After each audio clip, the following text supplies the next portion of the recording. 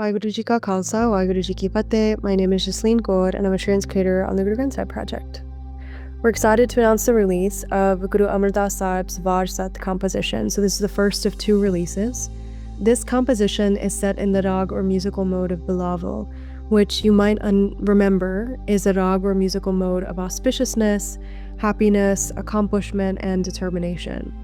In the compositions that tend to be revealed under this rag in the Guru Granth Sahib, there is usually a description of like the distinct joy and happiness that one experiences when they experience union with a God, with the One. The title of this composition, Var Sat, refers to the structure and form and the fact that this is like a folk genre based on the 7 days of the week. So in this composition, Guru Amardas Sahib uses that calendar week to challenge sort of widespread cultural understandings that certain days of the week are more auspicious than others, and instead uses that week to describe like what we can do, what we can practice, what sort of habits we can make regardless of the day of the week. So this is a 10 stanza composition. I thought I would just take you through the Rahau line in the first stanza and talk about some things that have stuck out to me. So in the Rahau line, Guru Amardas Sahib says, Hirday japani japo guntasa, Har agam agochar aprampar Suami, Jan pag lag tyavo hoye dasan dasa, Rahau. So this is a longer Rahau line, but the literal meaning is, recite the Creator, the treasure of virtues within the heart. This alone is the rosary. The Creator, Hud, the Master, the Owner, is unreachable, imperceivable, boundless. Having fallen at the feet of the servants, the devotees of the Creator, having become a devotee of the devotees, meditate upon the Creator. Pause, reflect. So there's a couple things that are like very beautiful about this to me. The image of the rosary, I always like find myself very moved by, of this like turning of the beads. And the thing is, like, the imagery of a rosary is very common across many religious traditions, even if we call it by different names, as like sort of religious paraphernalia used to practice remembrance or recite the name of the One or to pray. But these are also often seen as like physical markers of auspiciousness or piety or accomplishment. And the Guru says, like here, that the recitation of the virtues of Ikon God itself acts as the rosary. So we're being asked to actually engage ourselves in that kind of effort, to recite the virtues of the One internally and practice this, to cultivate a kind of true auspiciousness within ourselves. And, you know, the thing that's really beautiful about this to me too is that it's so simple, because we all have particular ideas about like how to do different things, especially like in the sort of, in the domain of like religious practice or spiritual practice. We have ideas about how to do recitation, how to do chanting, how to do meditation. But things are just completely simplified here. This internal rosary that the Guru is talking about is not rote, it's not a physical act, it's not a mechanical act. We're pointed to the One as the treasure of virtues and invited to think deeply about whether we're actually treasuring those virtues within ourselves. And then the 2 things that also have really stuck out to me as I've been thinking about this shabad, or this Rahau line within this larger composition, is that Guru Amardas Sahib invokes 2 names of the divine that I think are like so beautiful next to each other. So the 2 names are Hud and Suami. You've heard me talk about Hud like 1,000 times, but Hud can be understood as the one light or the all-pervasive one, and Suami can be understood as the owner. And both are invoked along with the adjectives of like the unreachable, the imperceivable, the boundless, all in reference to God.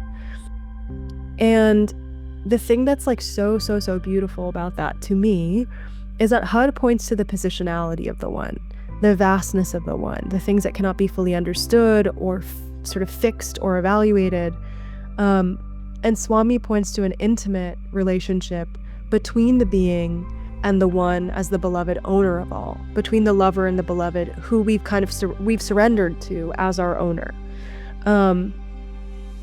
And it's as if Guru Amardas Sahib is asking us to hold both of those things in our hands, both this like deep, imperceivable like vastness of the one, the incomprehensibility of the one, and also the one to whom we are intimately tied, the one with whom we are in constant relationship, because I think that our tendency can be to like feel that the one is inaccessible, because how do we even conceptualize the vastness of the one? Like, we can't, right? And that's what Barney tells us again and again. But Guru Amardas Sahib is saying, like, these things are not at odds with each other. Both things are true and can be true, that like the one is both way too vast for our brains to even understand, and also so present within us, and so deeply and intimately tied to each of us, so deeply and intimately in relationship with each of us. And I think that's such a beautiful thing. The Guru ends that Rahau line by saying, the devotees of that one who serve that one are the ones that we ought to sort of fall at the feet of. So what does it mean to fall at their feet? We've talked about this a little bit in the past, but as a sort of refresher, to fall at somebody's feet is to submit in deep humility, is to ask for guidance. And so the Guru is saying, like, those who have already been engaging in this kind of service and this kind of devotion, those are the ones that I want to seek the guidance of and want to humbly sort of submit myself to. So then whatever the cultural kind of understanding of what to do on particular days is, Guru Amardas Sahib shows us that it's really about treasuring those virtues within our hearts, and identifying with the God in that way. So I think the reflection questions I've been thinking about are like,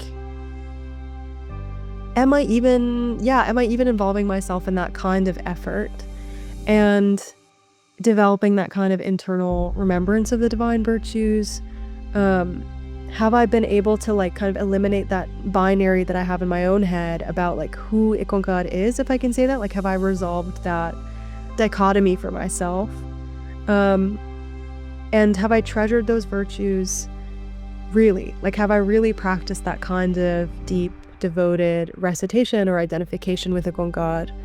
And have I sought the kind of community and guidance of those who I know are engaging in this effort devotedly and with humility? It's a beautiful composition. I'm sure that I say that every time, but it's true every time.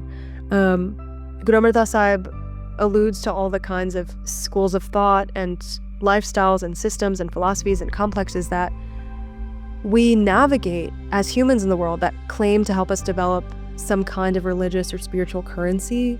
And he just very sort of gently overturns all of it in such a beautiful way.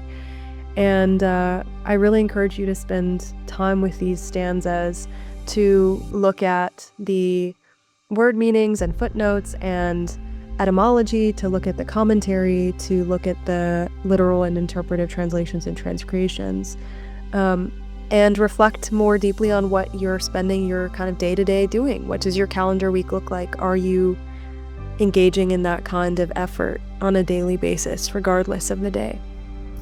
Waheguru Ji Ka Khalsa, Waheguru Ji Ki Fateh.